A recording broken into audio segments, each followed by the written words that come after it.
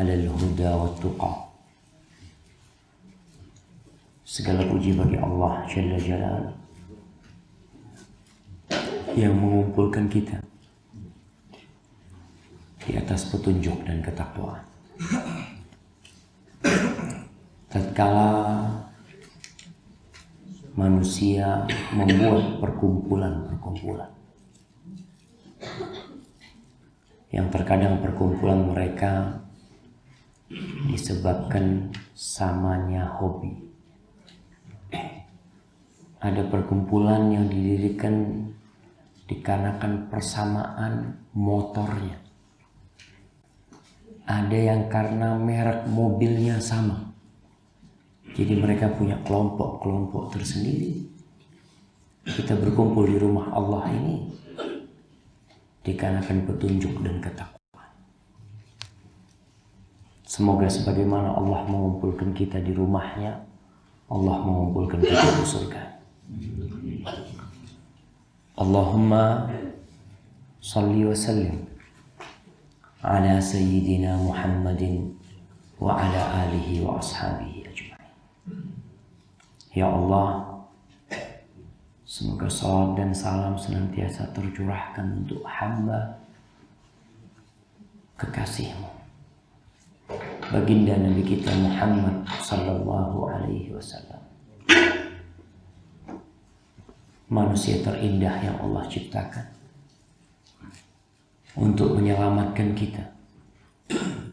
Walaupun banyak di antara kita yang terkadang tidak peduli dengan sunnah-sunnah Nabi alaihi salatu wassalam. Padahal tidak ada satupun kebaikan, melainkan beliau telah menyampaikannya kepada kita. Dan tidak ada satu keburukan, melainkan beliau sudah memperingatkan kita dari mendekati keburukan tersebut. Tapi semuanya kembali kepada kita. Faman syaa falyu'min wa man syaa falyakfur. Barang siapa yang ingin beriman, ya silahkan beriman. Barang siapa yang mau kufur, nggak ada urusan Allah sama kekufuran kita. Nabi kita alaihi salatu wassalam pernah mengatakan, kullu ummati yadkhulul jannah. Semua umatku masuk surga. Semuanya. Illa man aba. Kecuali yang gak mau masuk surga. Kecuali yang enggan masuk surga. Ini sesuatu yang membuat para sahabat terheran-heran. Apakah ada orang yang gak mau masuk surga? Qila wa man ya'ba ya Rasulullah. Siapa yang enggan masuk surga itu kayak apa model orangnya? Maka Nabi SAW menjelaskan bahwa man ata'ani dakhalal jannah wa man asani faqad aba. Sejatinya barang siapa yang taat kepadaku maka dia masuk surga. Dan siapa yang durhaka kepada aku maka dia enggan masuk surga. Walaupun secara lisan dia ngomong aku mau masuk surga, tapi perbuatan dia akan menunjukkan apakah dia mau masuk surga atau tidak.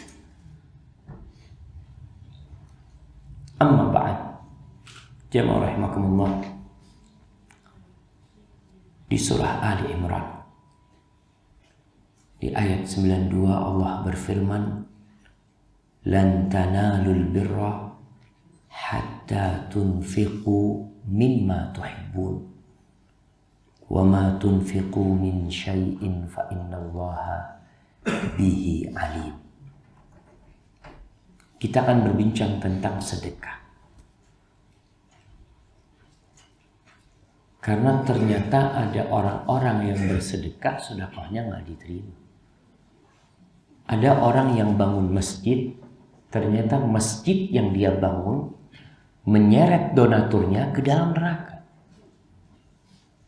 Ada orang yang berkorban setiap tahunnya, ternyata kambing korbannya itu menyeruduk orang yang berkorban ke dalam neraka.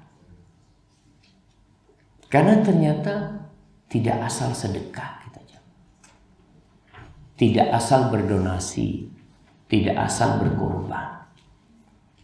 Di surah Ali Imran ayat 92 ini Allah mengatakan lan tanalul birra. Kalian tidak akan pernah meraih albir. Albir ini kebaikan. Sebagian ahli tafsir mengatakan makna albir surga Allah. Kalian tidak akan pernah meraih surga Allah. Sampai kapan? Sampai kalian menginfakkan apa yang kalian cintai. Jadi jangan berpikir yang penting ana sedekah.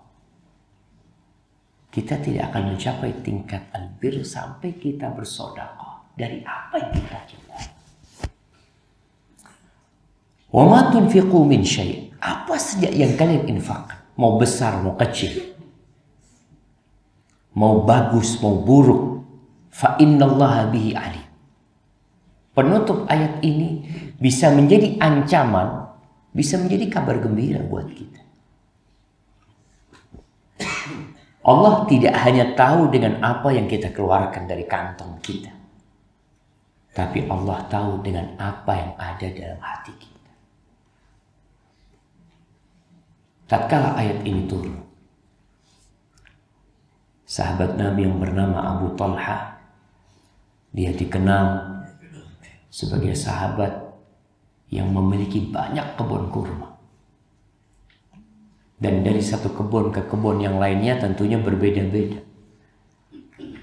Ada satu kebun yang paling dia cintai. Dari sisi lokasinya yang strategis, karena dekat dengan Masjid Nabawi. Dari sisi banyaknya pohon kurma yang ada di sana dan ada mata air di dalam sana. Yang Rasul Shallallahu Alaihi Wasallam seringkali mampir ke kebunnya Abu Talha ini untuk minum airnya di sana. Maka dia datang menjumpai Nabi Alaihi Salatu Wassalam.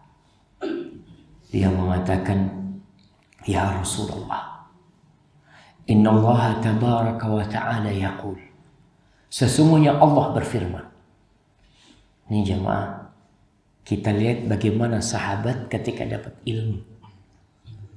Ilmu yang didapat itu bukan hanya buat wawasan. Oh gitu saja. Berarti kita tidak akan mencapai tingkat kebaikan, puncak dari albir, surga, kecuali menginfakkan apa yang kita cintai. Masya Allah, bagus. Bas. Abu Talha dengar ayat ini langsung. Karena tujuan ayat-ayat ini diturunkan untuk diwujudkan dalam kehidupan kita. Bukan untuk menyenangkan akal kita. Karena ada manusia-manusia yang belajar hanya untuk at-tamattu al-aqli. Untuk menyenangkan akalnya saja. Tujuan dia baca kitab, tujuan dia datang kajian, pasti hanya untuk istilahnya mungkin merasakan kelezatan dari ilmu itu. Enggak. Abu Talha langsung ketika itu turun mengatakan, ya Rasulullah, sesungguhnya Allah berfirman, lan tanalul birra hatta tunfiqu mimma tuhibbun. Kalian tidak akan mencapai tingkatan albir selama-lamanya sampai kalian menginfakkan apa yang kalian cintai. Wa inna ahabba amwali ilayya biruha. Sesungguhnya harta yang paling aku cintai itu biruha. Wa innaha sadaqatun lillah. Arju birraha wa dhukhraha 'indallah. Fadhaha ya Rasulullah haitsu arakallah. Itu harta yang paling aku cintai. Maka aku jadikan harta itu sedekah untuk Allah. Aku mengharap kebaikannya. Aku mengharap tabungannya dari sana di sisi Allah. Maka terserah engkau ya Nabi. Engkau mau taruh di mana sesuai yang Allah berikan pandangan kepadamu, silakan.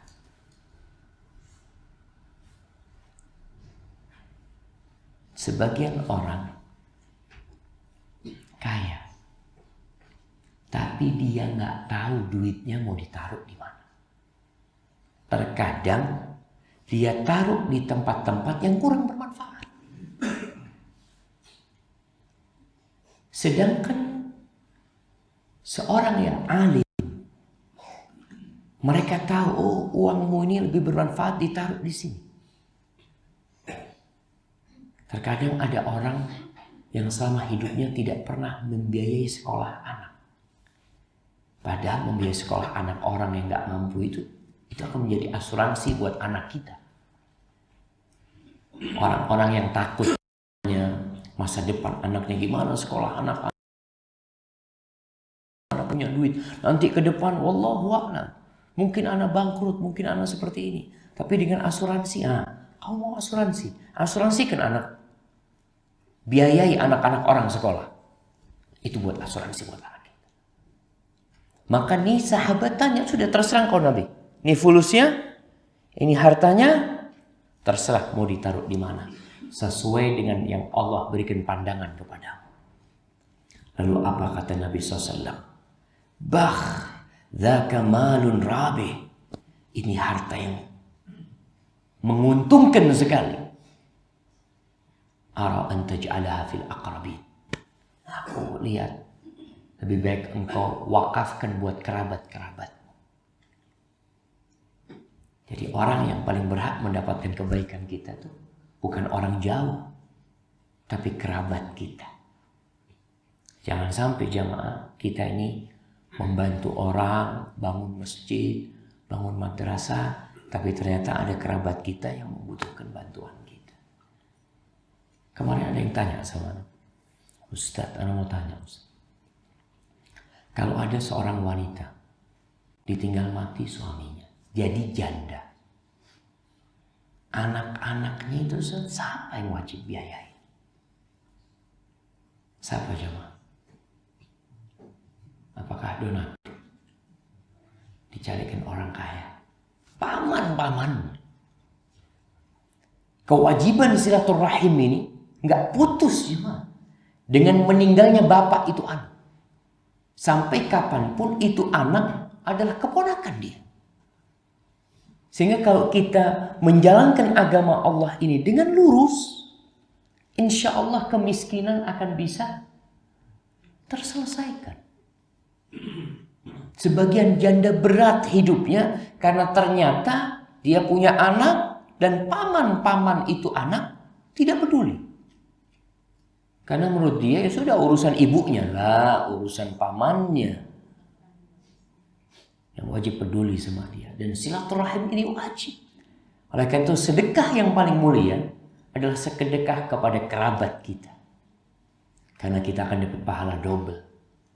Pahala silaturahim dan pahala sedekah itu sendiri.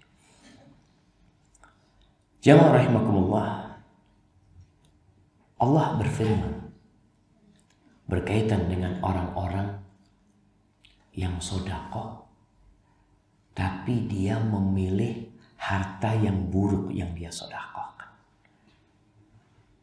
Allah mengatakan, ya ayyuhalladzina amanu anfiqu min thayyibati ma kasabtum wa mimma akhrajna lakum minal ardh. Wahai orang-orang yang beriman, kalian infakkan dari yang baik-baik dari hasil kerja kalian. Tidak sembarangan. Dan dari apa yang kami keluarkan dari bumi. Jadi sedekah yang baik dari hasil usaha kita. Sedekah yang baik dari hasil bumi. Kita terkadang kalau sedekah hasil bumi, umpamanya kita punya pohon rambutan. Terkadang yang kita bagikan ke tetangga itu yang sudah tidak layak, yang bagus dijual, yang jelek dibagikan. Alhamdulillah, yang penting kan kita sedekah. Enggak. Allah suruh yang baik-baik. Tidak sembarangan sedekah. Harta yang bercampur syubhat. Biasanya kita sedekahkan, sudahlah anak takut. Seharusnya untuk sedekahkan itu yang antum yakin halal. Kenapa? Karena innallaha thayyibun la yaqbalu illa thayyiban. Allah tuh maha baik dan Allah tidak terima kecuali yang baik. Terus bagaimana dengan harta yang syubhat atau harta yang haram? Ketika antum keluarkan dari harta antum, jangan berharap pahala. Tapi berharap menyelamatkan diri dari dosa. Sudah anak takut ini jadi bala buat anak-anak keluarga. Tapi ketika kita sedekah, usahakan dari yang baik-baik. Banyak di antara kita yang sedekah baju kalau sudah tidak layak. Sudah mau dibuang, mau dijadikan serbet, baru disedekah. Di sini katakan wala tayammamul khabith minhu tunfiqun. Jangan kalian cari memang yang buruk yang mau disedekahkan ini. Dicari memang sudah tidak pantas, walastum biakhidhi. Kalian enggak mau sebenarnya. Illa an tughmidu fi. Kecuali kalian ngambil dengan memejamkan mata. Wa'lamu annallaha ghaniyyun hamid. Ketahuilah Allah itu Maha Kaya. Allah nggak butuh sedekah untuk kayak gitu. Allah tuh Maha terpuji. Sehingga seharusnya jamaah kalau kita mau sedekah baju umpamanya, jangan nunggu baju itu usang. Maka tatkala kita beli baju, ya sudah kita keluarkan baju yang lama. Kita masih suka sama baju tersebut. Ada baju-baju yang kita masih suka sebenarnya. Tapi kita kan udah dikasih rezeki sama Allah yang baru. Mau dibuat apa? Sebagian ibu-ibu mungkin. Ada mereka yang suka beli tas. Ada yang suka beli sepatu. Ada yang suka beli baju. Ketika beli, usahakan salah satu yang lama dikeluarkan. Terkadang ada mereka yang punya baju setahun gak pernah dipakai. Setahun gak pernah dipakai. Setelah setahun baru disedekahkan. Dia rugi satu masa, 1 tahun. Seharusnya dia dapat pahala dari tahun lalu. Tapi karena baju itu hanya di cantolan belaka selama setahun. Gak diberikan kepada fakir miskin. Maka pahala gak dapat. Bisa jadi kita numpuk barang-barang yang jadinya mubadzir. Tidak digunakan. Maka usahakan sedekah kita itu memilih yang terbaik. Ada sebagian yang sedekah kepada tetangganya karena barang itu terlalu lama di kulkas. Sudah kayaknya ini mau bau, ini sudah mumpung belum bau. Disedekah. Ada yang disedekahkan karena memang sudah, ya ini masih bisa. Orang makan sambil merem-merem mungkin masih bisa seperti itu.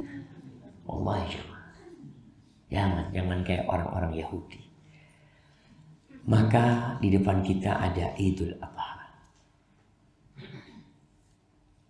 Nabi Ibrahim alaihissalam itu diuji sama Allah untuk mengorbankan bukan harta yang paling dia cintai, tapi anak yang paling dia cintai. Kita ini terkadang sebagian kita itu punya rumah bagus, punya motor, punya mobil, punya usaha. Kurban gak pernah.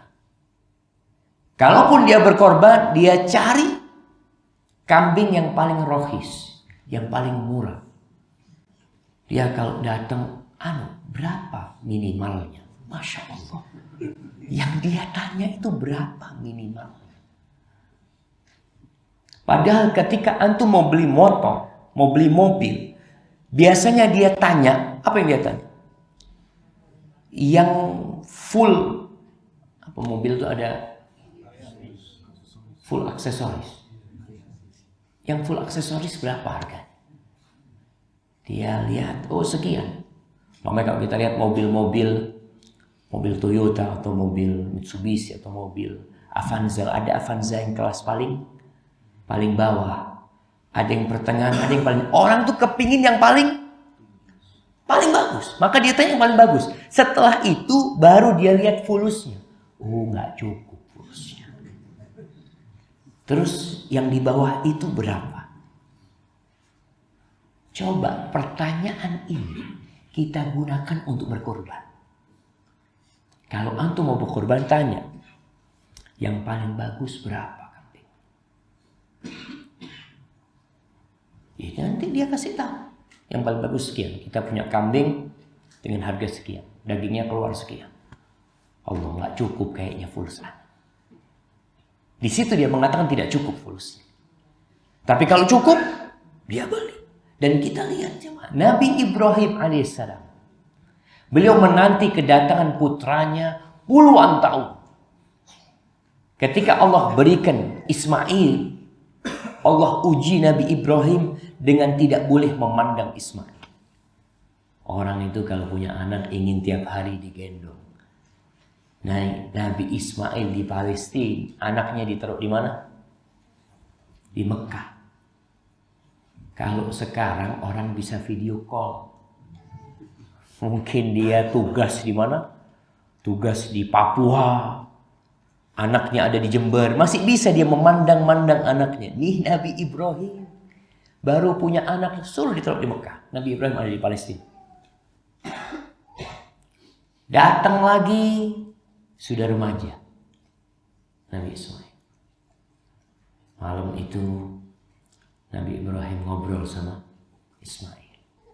Ya bunaya inni ara fil manami anni albahu. Wahai ananda, aku bermimpi semalam.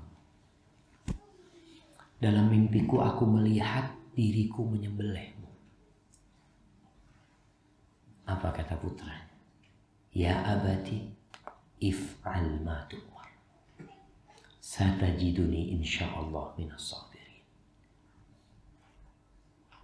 Wahai ayahanda, lakukan apa yang diperintahkan kepadamu.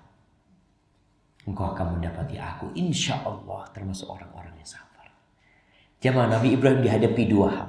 Kalau harta, mungkin masanya kita cinta sama harta tersebut. Kita cinta, sayang. Malam hari mau sedekah, ya Allah, sayang ini anak tabung kepingin ganti motor. Anak kalau korban sekarang berarti nggak ganti motor. Itu hanya satu arah. Hanya sama kita aja. Tapi kalau anak, ini dua arah. Kalau anaknya nggak mau disembelih. Bagaimana orang tua mendapatkan perintah dari Allah Jalla Jalla. Tapi ternyata Allah berikan anak yang saleh. Nabi Ismail mengatakan sudah lakukan.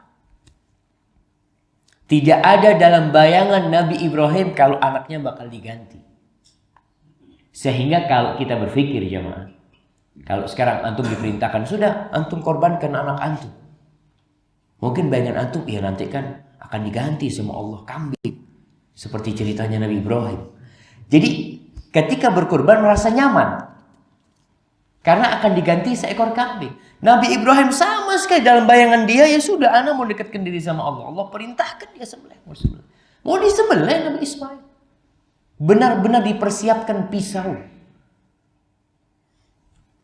Ketika itu Allah Jalla Jalla gantikan kambing.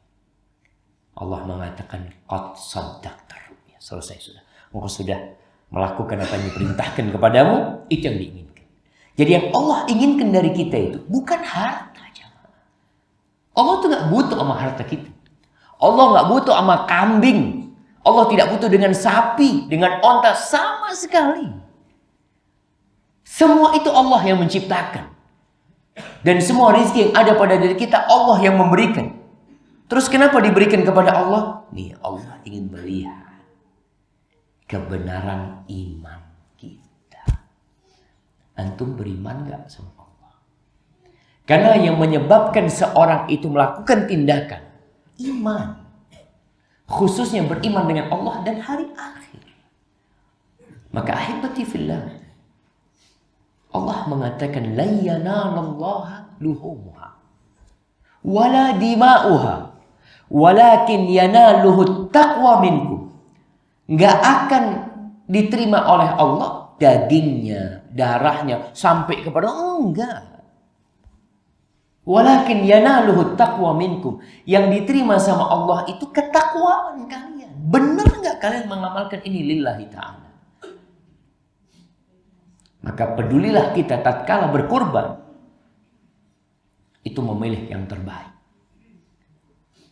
Bukan karena berpikir, oh Allah akan menerima dagingnya semakin banyak, insya Allah akan banyak yang diterima oleh Allah. Enggak. Dan kita tahu dagingnya itu dibagikan ke fakir miskin. Dan kita lihat darahnya itu dikucurkan, dibuang ke tanah. Yang diterima oleh Allah adalah ketakwaan.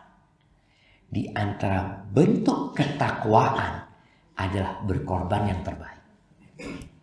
Itu bentuk antum bertakwa. Ketika dua putra Nabi Adam alaihissalam bertikai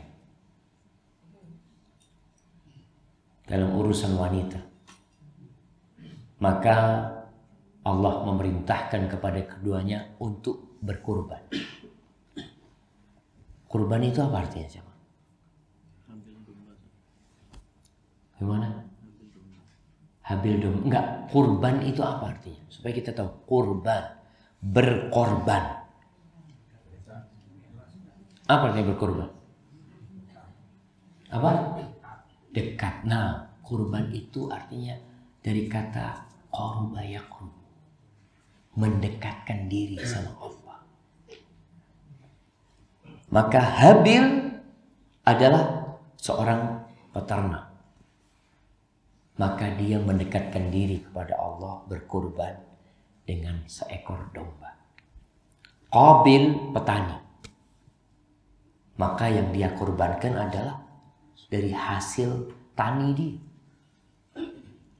Diambil dari taninya yang bagus-bagus. Kemudian dia korbankan. Sebelum dia korbankan, dalam tafsir Ibnu Katsir diceritakan bagaimana Qabil ini melihat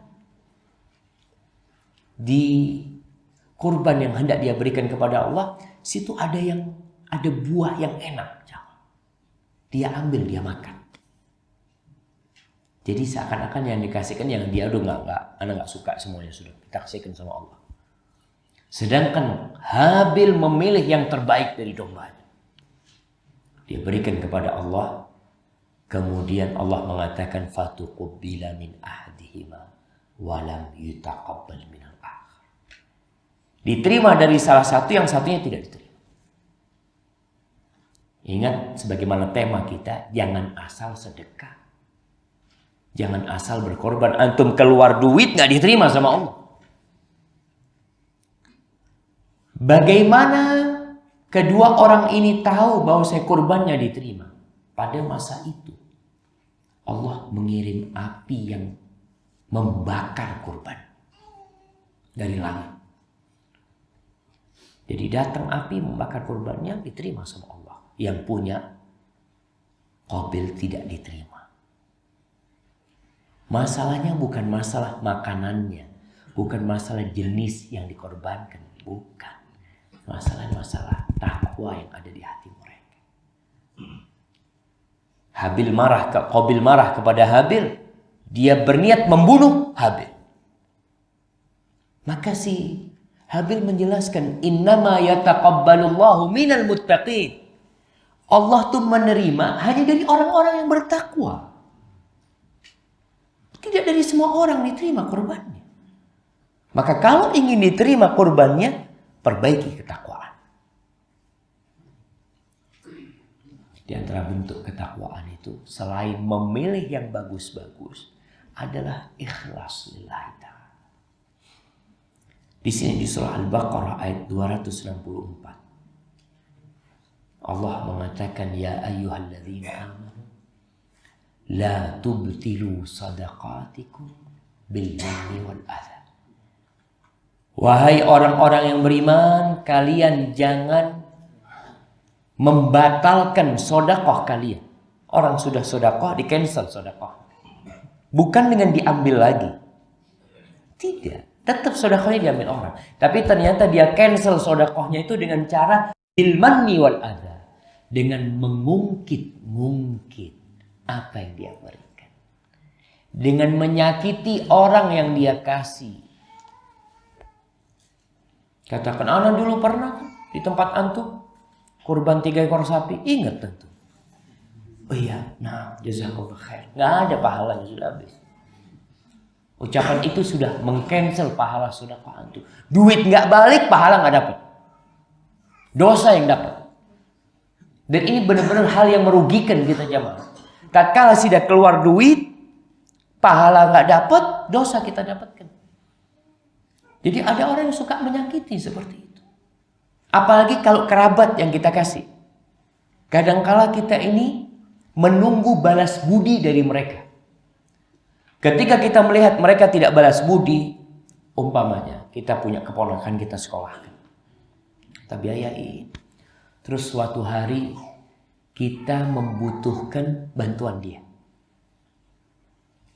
Kita udah sekolahkan dia dari SMP, SMA sampai kuliah. Ketika dia lulus kita butuh bantuan dia. Kita telepon. Fulan entah, anak Anda perlu sama, mau minta tolong sama antum. Dia katakan, afwan paman, anak lagi ada acara ini macam-macam, dia minta maaf. Apa kata pamannya? Kamu lupa, yang biayain sekolah kamu itu aku. Bayangkan. Pahala dari SMP, SMA, kuliah batal semua. Maka kita perlu menjaga sedekah kita, amalan kita. Kalladzi yunfiqu malahu ria'an nas. Seperti orang yang menginfakkan hartanya untuk pencitraan. Ria'an nas, ini pamer. Hanya untuk mencitrakan dia orang baik. Wala yu'minu billahi wal yaumil akhir. Orang-orang munafikin ketika sedekah, pencitraan mereka. Mereka nggak beriman dengan adanya hari akhir. Mereka tidak beriman dengan adanya hari pembalasan. Keimanan yang mereka ucapkan di depan Nabi alaihissalatu wasallam dusta. Allah mengatakan wa minan nasi may yaqulu amanna billahi wa bil yaumil akhir wa ma hum bimu'minin. Ada sebagian orang yang mengklaim dirinya, mengatakan amanna, kami beriman dengan Allah dan hari akhir, tapi vonis dari Allah mengatakan wa ma hum bimu'minin, mereka bukan orang mukmin. Kira-kira kalau orang seperti ini, mungkinkah dia ikhlas lillahi ta'ala? Yang ada hanya untuk pencitraan. Yang ada hanya mengharapkan balas budi dari orang. Ketika tidak ada balas budi, yang muncul adalah ucapan yang menyakiti. Famathaluhu kamathali safwanin alaihi turab. Permisalan orang-orang kayak gini nih. Ini permisalan batu yang licin, tapi di atasnya ada tanahnya. Yang orang berpikir tanah itu bisa menumbuhkan pohon-pohonan. Ada gunanya itu tanah. Fa'asabahu wabilun fatarakahu sawda. Ternyata tanah itu terkena air hujan, lalu tanahnya hilang, yang tersisa batu. Nggak bisa untuk menanam. Begitulah hati orang-orang munafiqin. La yaqdiruna ala syai'in mimma kasabu. Mereka tidak akan bisa menghasilkan dari apa yang mereka usahakan. Kenapa? Karena nggak ikhlas lillah ta'ala. Ada yang ikhlas di awal tapi di akhir tidak ikhlas. Ada yang awalnya Masya Allah ikhlas, tapi nanti dia ungkit-ungkit, dia ceritakan kebaikannya, habis. Wallahu la yahdil qawmal kafirin. Ingat, Allah tidak memberikan hidayah kepada orang-orang kafir. Artinya kita berusaha untuk mencari hidayah Allah supaya kita bisa ikhlas dalam beramal. Khususnya dalam usaha, dalam sedekah ini jemaah. Maka di sini jemaah, para sahabat bertanya kepada Nabi, lebih utama mana? Sedekah terang-terangan sama sedekah sembunyi-sembunyi sekali. Karena sedekah terang-terangan ini rawan riya. Terus gimana? Apa kita kurban Ustaz nggak perlu orang tahu? Gimana ya, anak potong dalam kamar anak lah. Kambingnya. Mereka bertanya.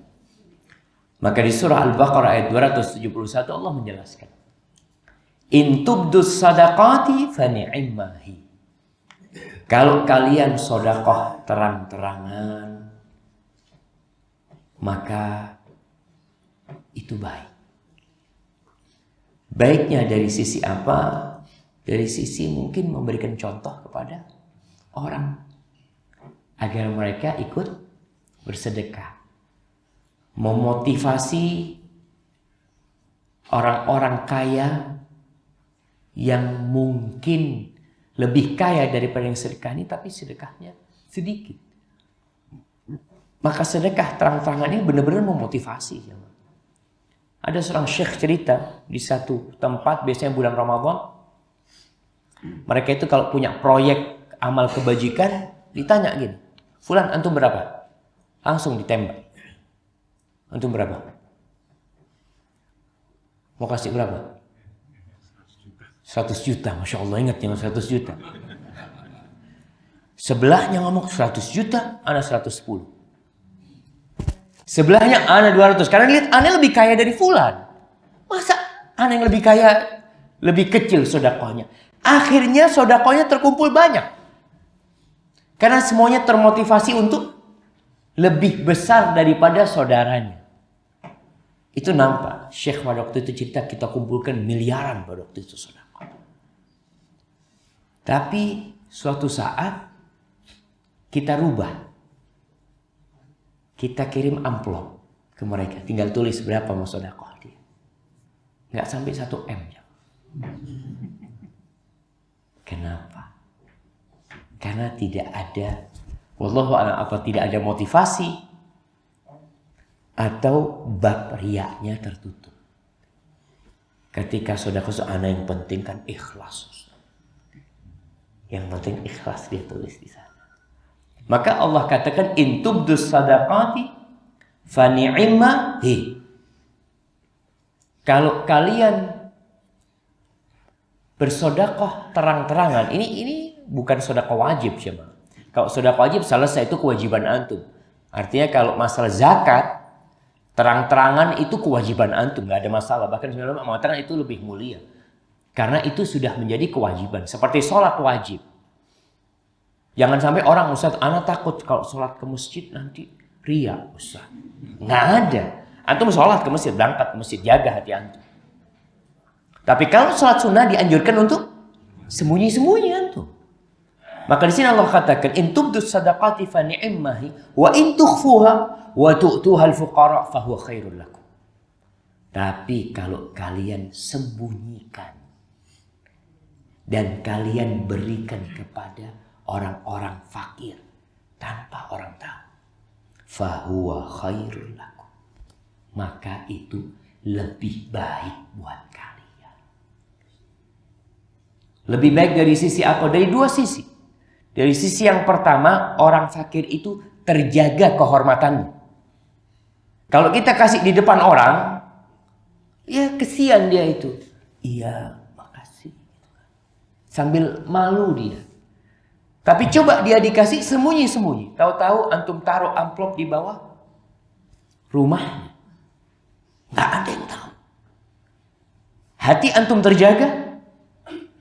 Dan kehormatan itu orang fakir pun terpelihara. Maka Allah katakan, fahuwa khairul lakum. Itu lebih baik buat kalian. Wa yukaffiru ankum min sayyi'atikum. Dan Allah akan hapuskan dosa-dosa kalian. Dibicara tentang faedah sedekah. Dosa-dosa kalian dihapuskan. Wallahu bima ta'maluna khabir. Allah tuh maha mengetahui secara detail dengan apa yang kalian lakukan. Maka kita tenang. Tujuan kita sedekah kan bukan untuk riya. Artinya kadang-kala Ustaz, ana kalau punya rezeki ana taruh di bawah pintu rumah fulan. Umpamanya dia lakukan. Tapi fulan ini Ustaz merasa nggak pernah dibantu sama ana, Ustaz. Kadang-kadang ada yang seperti itu. Karena dia nggak tahu duit itu dari mana gitu. Ya sudah, nggak ada urusan antum. Antum urusannya sama Allah. Allah maha mengetahui kalau yang naruh duit itu antum. Dan sedekahus sir ini berat. Berat jemaah. Sebagaimana tadi kita lihat. Yang sedekah nulis dalam amplop. Kenapa ngasihnya sedikit? Dan yang terang-terangan bisa memberi banyak.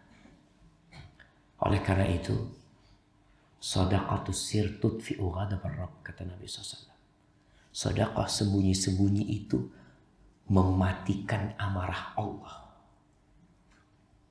Karena itu pertanda antum memang mau berbuat buat Allah.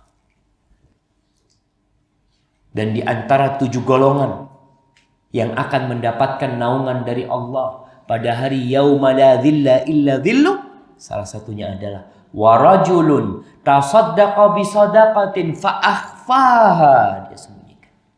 Hatta la ta'lamu yaminuhu ma tunfiqu shimalu. Orang yang sedekah dia sembunyikan. Sampai tangan kirinya itu tidak tahu dengan apa yang dikeluarkan dengan tangan kanan. Orang terdekat dia nggak tahu. Istrinya nggak tahu. Jadi kalau mau sedekah nggak usah ngobrol sama istri dulu. Anak ini mau kurban. Apa enaknya ya? Sapi, kalau sapi anak mungkin 5 ekor. Kalau kambing 2 ekor. Subhanallah, sapi 5 ekor, kambing 2 ekor. Nggak, kalau sapi anak ikhlas insya Allah. Kalau kambing kurang ikhlas kalau banyak-banyak. Nggak perlu cerita. Antum, mungkin ada yang harus terang-terangan. Gimana Ustaz? Ya ini dipotongnya di mana? Di masjid. Kita memang didatengin. Diminta. Antum kan jamaah masjid Al-Mursyid nih. Mau potong apa antum? Tempat kata. Yalah, anak 1 ekor kambing. Padahal sebenarnya nggak kepingin. Cuma karena ditodong ya sudah. Bismillah. Ada yang seperti itu aja. Dia itu sodakonya memang terpaksa. Tapi antum punya yang terpaksa. Tapi paling tidak antum punya yang tersembunyi. Sekarang untuk sedekah kurban sembunyi-sembunyi itu jamaah mudah sekali. Tinggal transfer. Antum punya orang dilihat tempat itu ada satu ustadz yang amanah di sana. Antum transfer. Lalu konfirmasi. Tanpa masih tahu dia siapa, antum dari mana, macam-macam. Enggak, ini buat fulan sama keluarganya. Dia nggak tahu fulan sama keluarganya siapa. Tapi Allah tahu. Ketika kambing itu dipotong, Allah tahu itu miliknya fulan. Makanya kadang-kadang ditulis hamba Allah. Sudah. Perlu. Artinya kalau antum, kalau bisa, ada kurban yang terang-terangan. Ada mungkin antum kurban yang sembunyi-sembunyi. Yang nggak ada orang tahu. Karena ini yang lebih baik yang sembunyi-sembunyi. Rasul Shallallahu Alaihi Wasallam pernah berkorban 100 ekor onta. Terang-terangan. Beliau potong 100 ekor onta. Para sahabat tahu. Sehingga hadisnya diriwayatkan. Karena beliau untuk memberikan contoh kepada kita. Jadi kalau kita punya kelebihan rezeki. Antum kurban. Minimal 1 ekor kambing. Itu minimal. Boleh nggak Ustaz? Ana mau kurban 100 ekor kambing buat Masjid Al-Mursyid. Boleh Ustaz Kamal. Cukup nanti nggak bisa kita motong paling cuma 30. Enggak lah, nggak mau. Mungkin ada yang seperti itu, nggak mampu. Ada yang seperti itu, enggak, kita nggak mampu. Ini kemampuan kita hanya segitu. Ya sudah, dialihkan ke tempat yang lain yang mereka mampu. Tapi usahakan jangan. Bosnya kita ikhlas lillahi ta'ala. Nggak perlu antum cerita. Mamanya ditanya, antum kok nggak kurban buat Al-Mursyid? Oh, anak udah korban di sana, korban di sana, korban di sana. Telat Al-Mursyid mintanya. Nggak perlu cerita tuh. Ya sudah, aduh ala afwannya mungkin tahun ini belum bisa. Selesai. Kita benar-benar menutupi amalan kita. Nggak perlu antum tebarkan. Enggak usah, anak takut nanti dituduh pelit sama Al-Mursyid. Nggak ada urusan. Mereka menuduh pelit, mereka yang dosa. Kita sama Allah. Ingat Allah katakan wallahu bima ta'maluna khabir. Allah tuh Maha mengetahui secara detail apa yang antum lakukan. Faman ya'mal mithqala dzarratin khairan yarah wa man ya'mal mithqala dzarratin syarran yarah. Sekecil apapun kebaikan yang antum amalkan, Allah akan lihat. Maka saatnya jemaah kita sedekah sembunyi-sembunyi. Berkorban, antum umpamanya taruh di Masjid Al-Mursyid 1 atau di masjid mana satu, antum di rumah punya kambing sama anak-anak antum. Nah, ini yang kita potong. Nah. Yang di sana sudah bayar mereka yang potong. Kalau antum punya teras belakang rumah antum atau punya kebun belakang rumah antum, bismillah antum potong. Dagingnya antum bagikan. Semoga itu diterima oleh Allah dan yang di luar pun diterima oleh Allah. Kemudian yang terakhir jemaah, dalam beramal terkadang seorang merasakan berat untuk ikhlas. Berat untuk menghilangkan keinginan dipuji. Maka antum berdoa. minta sama Allah agar diterima amalannya.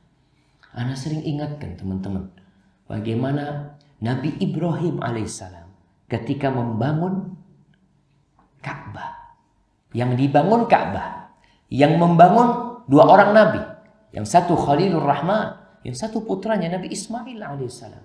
Beliau mengangkat batu bangunan Ka'bah itu sambil terus berdoa mengatakan, Rabbana taqabbal minna innaka antas samiul alim. Ya Allah, terima dari kami ya Allah. Terima amalan kami ya Allah. Jadi jangan hanya beramal terus dibiarin. Karena Ali bin Abi Thalib pernah memberikan wasiat, antum tuh harus bersemangat minta dikabulkannya amalan antum, diterima yang kabulkan antum seperti semangat antum beramal itu sendiri. Alhamdulillah kita udah dibantu sama Allah bisa kurban. Selesai nih kurban nih. Sekarang kita berdoa, ya Allah kurbanku mudah-mudahan diterima ya Allah, minta sama Allah ya Allah. Dan sambil terus beristighfar. Kadangkala ada perkara-perkara dalam amalan kita yang mengurangi kesempurnaan pahalanya. Di sini antum lihat kenapa selesai sholat kita istighfar. Ya kita ya Allah mungkin sholatnya ada yang nggak benar ya. Hadza wallahu a'lam bishawab. Yang bisa Anda sampaikan pada kesempatan kali ini. Mungkin kita masuk ke sesi tanya jawab. Kalau ada yang ingin ditanyakan, tafadhol.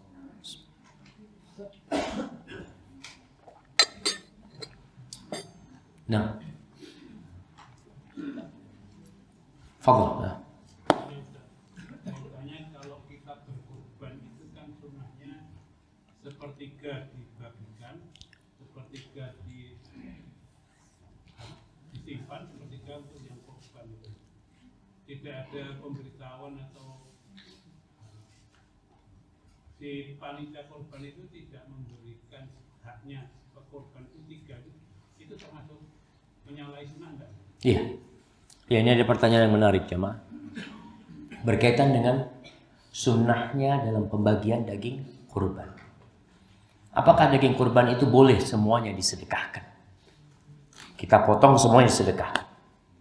Atau kita boleh ambil sepertiga. Kita simpan sepertiganya. Sepertiganya kita bagikan.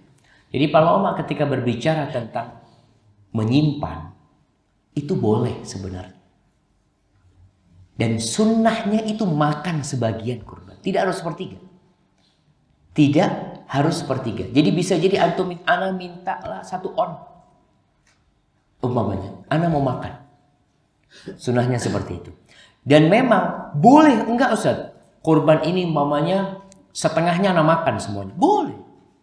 Boleh enggak kalau 2/3-nya ana makan semuanya? Boleh. Antum mau makan semuanya. Tapi tetap harus ada yang disodakohkan. Semakin banyak semakin bagus. Tapi kalau umpamanya Ustaz, ana cuma 1 kilo yang mau ana sodakohkan Ustaz. Upah. Boleh, boleh. Sah kurbannya, sah kurbannya. Karena sejatinya kurban ini kan menyembelih hewan untuk Allah Jalla Jalaluhu. Beda antum duit, antum kasihkan ke orang, antum bisa beli daging di pasar. Ustaz, daripada anak kurban sapi, Ustaz.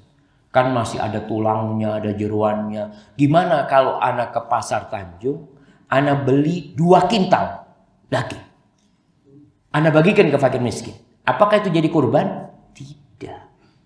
Antum bagi-bagi daging. Tapi bukan kurban. Maka kurban itu adalah mengucurkan darah itu binatang. Itu tujuannya. Jadi kalau mamanya ketika panitia kurban membagikan semuanya dan antum maunya itu, gak ada masalah. Kurban antum sah, tapi dianjurkan untuk makanlah dari kurban antum itu. Dan umpamanya bagaimana kalau panitia kurbannya ini Ustaz, ternyata kambing kita ini dipotong, dimakan sama panitianya. Masalah, nggak ada masalah aja. Kalau memang panitianya berhak untuk mendapatkan itu, dibagikan kepada mereka. Jadi bukan satu keharusan sepertiga itu, tapi diperbolehkan. Jadi antum kalau potong kurban ini jamaah ana lihat kurban ini sebenarnya murah. Kenapa murah? Karena antum bisa simpan 2/3. Antum bisa ambil 2/3. Sepertiganya hanya antum sedekahkan. Kalau kambing antum beli 2 juta, lalu antum ambil 2/3-nya. Jadi kira-kira harga kambingnya jadi berapa? Berapa? 600 kira-kira. Atau 700. Antum bisa makan daging. Maka di sini disebut Allah tuh nggak nerima dagingnya. Allah nggak nerima darah. Yang diterima itu ketakwaan antum. Seperti itu. Wallahu a'lam bishawab. Nah, ini ada pertanyaan, lebih utama mana Ustaz, kurban kambing sendiri sama kurban sapi secara bersyarikat? Dengan maksud kurban sapi dagingnya dibagi lebih banyak, sedangkan kalau kambing dagingnya cuma sedikit. Memang di sini ada khilaf di antara para ulama, mana yang lebih utama. Sebagian di antara mereka berpendapat yang lebih utama adalah kambing yang gemuk daripada sapi.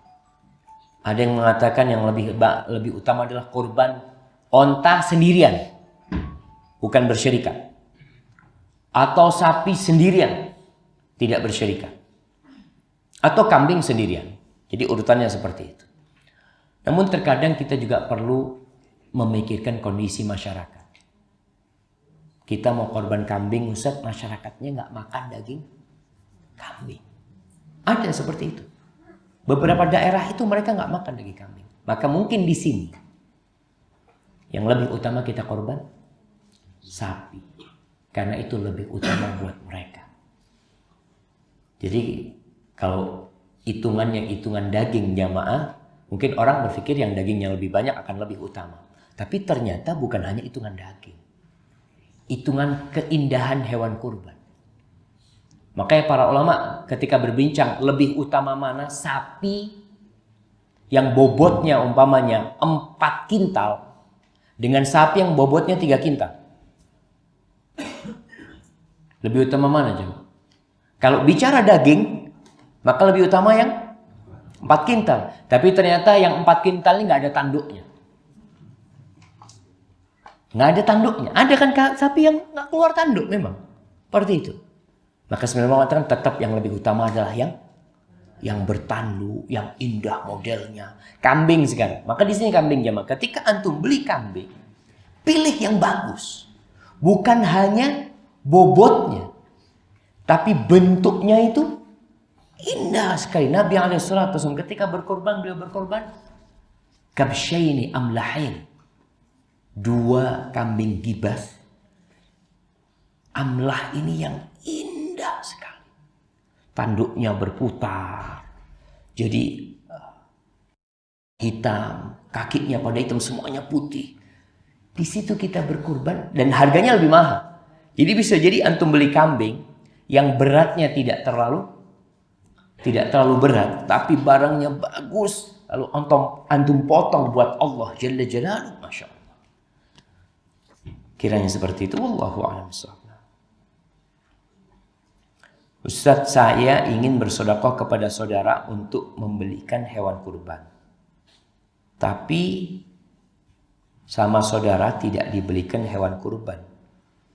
Menurut dia ada yang lebih penting. Menurut saya itu tidak penting. Bagaimana Ustaz? Apa saya serahkan saja, terserah mau dibuat apa? Seperti yang dicontohkan sahabat Abu Talha menyerahkan hartanya kepada Nabi SAW. Terserah Nabi untuk dibuat apa, sallallahu alaihi wasallam.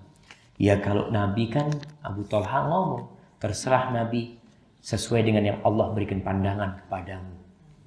Ada kalau orang kita kasihkan ke orang, kadangkala dia itu mengikuti nafsunya. Maka kita perlu lihat jemaah. Ada orang dikasih duit malah buat beli rokok sama dia. Nah kita jangan kasih fulus. Kita kasih beras semuanya. Atau kita ada fulan, keluarga fulan, mamanya kita mau bagi duit, mau bagi rezeki sama dia. Mungkin Anda melihat tadi, kalau Anda kasih duit kayaknya untuk hal-hal yang tidak bermanfaat. Tapi biasanya Anda belikan beras, Anda belikan gula, Anda belikan minyak, Anda belikan telur. Kalau memang ini lebih bermanfaat buat dia. Ini dalam urusan sedekah sunnah jemaah. Maka kalau tadi kita mau kasih sedekah buat saudara kita agar untuk berkorban, tapi dia belikan sesuatu yang lain karena menurut dia lebih penting, ya antum sampaikan.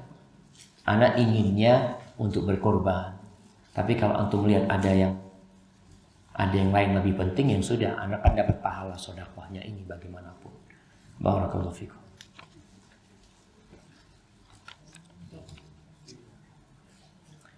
Untuk harta syubhat, apakah tetap boleh dikeluarkan dalam sedekah? Kalau tidak, dikemanakan baiknya disalurkan. Jadi jamaah, untuk harta yang syubhat ini keluarkan tanpa kita berharap pahala. Yang kita harapkan dihapuskan dari dosa kita. Artinya ini sesuatu barang yang nggak boleh ada di harta kita. Ya udah, yang penting keluar. Kalau mau sedekah yang baik. Jadi ada orang-orang yang punya harta haram atau syubhat, dia wajib mengeluarkannya, nggak boleh dia makan. Di mana dia salurkan? Faktor antum lihat mana yang manfaat buat orang. Mau dibuat jalan, mau dibuat umpamanya ya memperbaiki pagar atau apa, atau ada orang-orang fakir, Ustaz. Ulama mengatakan buat mereka itu halal, buat engkau yang haram. Serahkan kepada mereka tanpa berharap pahala, tapi berharap diampuni sama Allah dosanya kita. Makanya para ulama menyebutkan tentang barang-barang syubhat ini dengan biniyatit takhallus minha, dengan niat menyelamatkan diri dari harta ini. Jadi niatnya itu menyelamatkan diri dari harta ini. Ini nggak boleh ada di harta anak.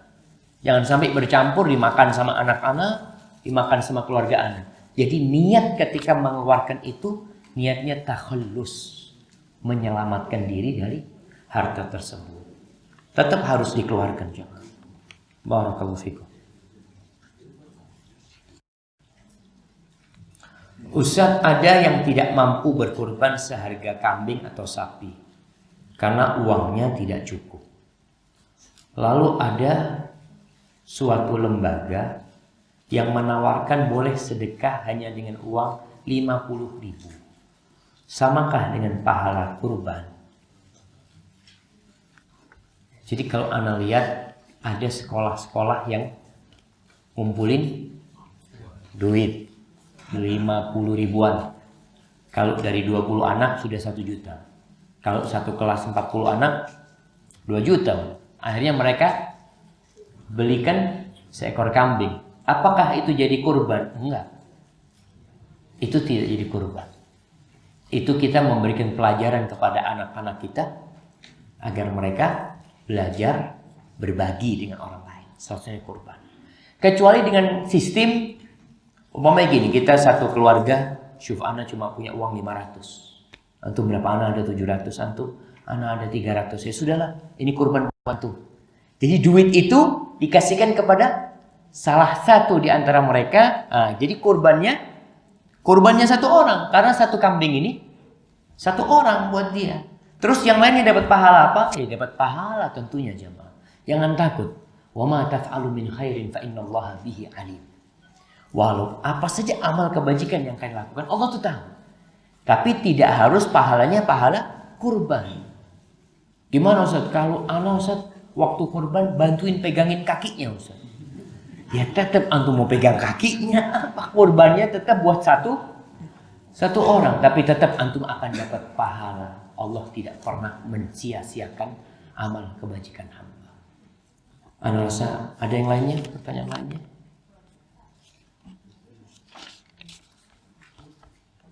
Tapi ana rasa kita cukupkan jamaah.